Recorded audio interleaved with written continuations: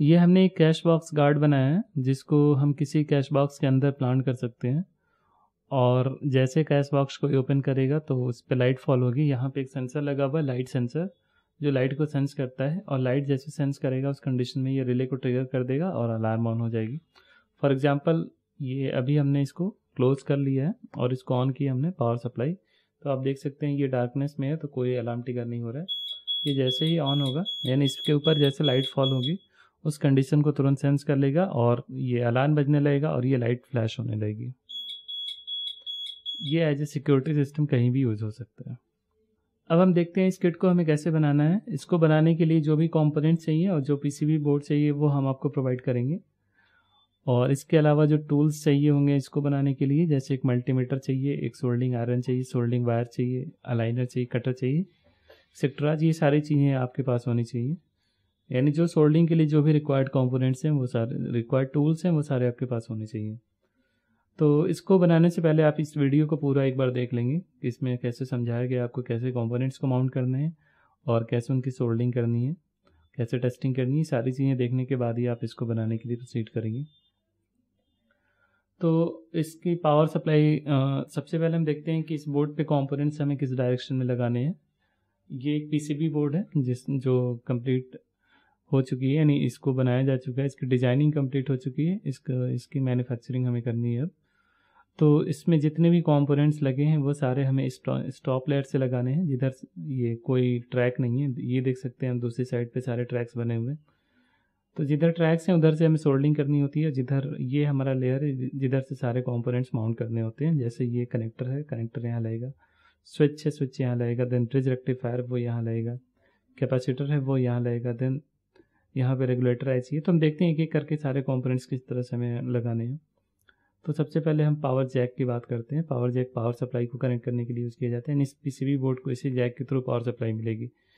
तो इसको हमें यहाँ लगाना है, यहाँ से एक इनपुट देंगे पावर सप्लाई की और ये पावर फ्लो हो जाएगा हमारे पीसीबी बोर्ड में। इसको लगाने के बाद इस दूसरे साइड से हम इसकी सोल्डिंग कर लेंगे।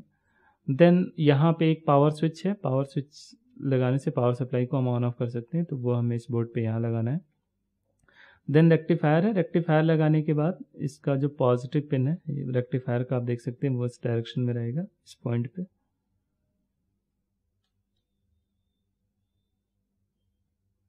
यानी इसमें जो प्लस सिंबल बना हुआ है इस रेक्टिफायर का, उसको हमें सही जगह प्लेस करना है। यानी वो प्लस सिंबल आप देख सकते हैं यहाँ पे है, तो वही पॉजिटिव पिन यहाँ आनी चाहिए और बाकी सारे pin as it is align हो जाएंगे।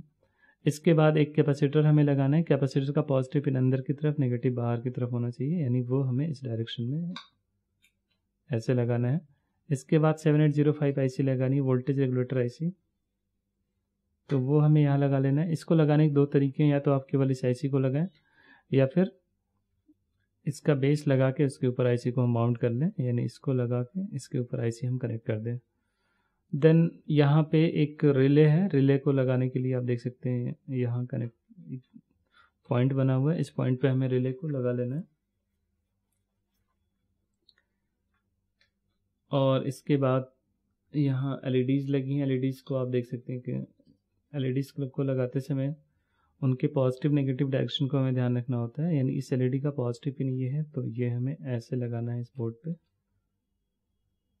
और उसी तरह यहाँ जो एलईडी लगानी है उसके लिए भी डायरेक्शन हमें ध्यान में रखना है कि जो एलईडी लगाएंगे हम उसमें एनोड कैथोड को हमें ध्यान रखना होता है, और इसमें जो एलईडी का नेगेटिव पिन होगा वो नीचे की तरफ रहेगा, इस तरह से लगेगा। इसके बाद ये डायोड लगा है, तो डायोड को लगाते समय आप देखेंगे इसकी जो स्ट्रिप है, या वाइट स्ट्रिप जो है वो इस तरफ होनी चाहिए। यानी इस डायोड को हम ऐसे लगाएंगे,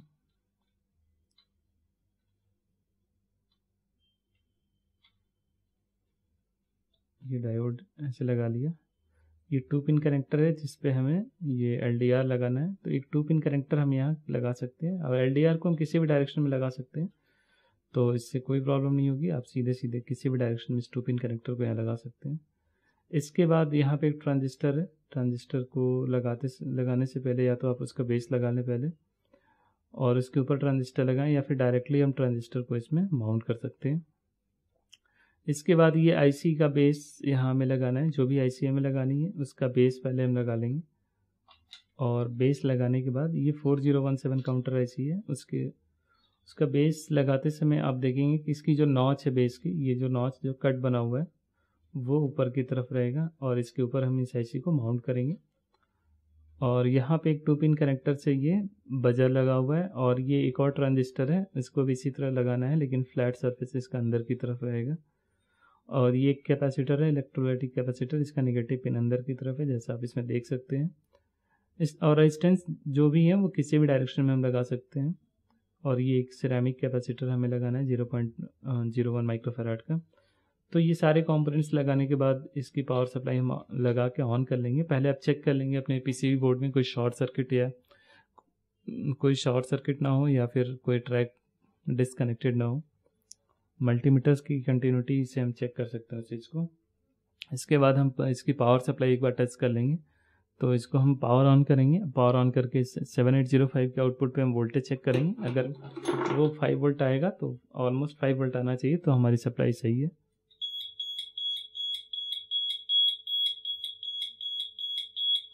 तो ये पावर सप्लाई सही आ रहा है, ऑलमोस्ट 5 वोल्ट आ रहा है, यानी ये हमारी सर्किट प्रॉपरली ऑपरेट होगी।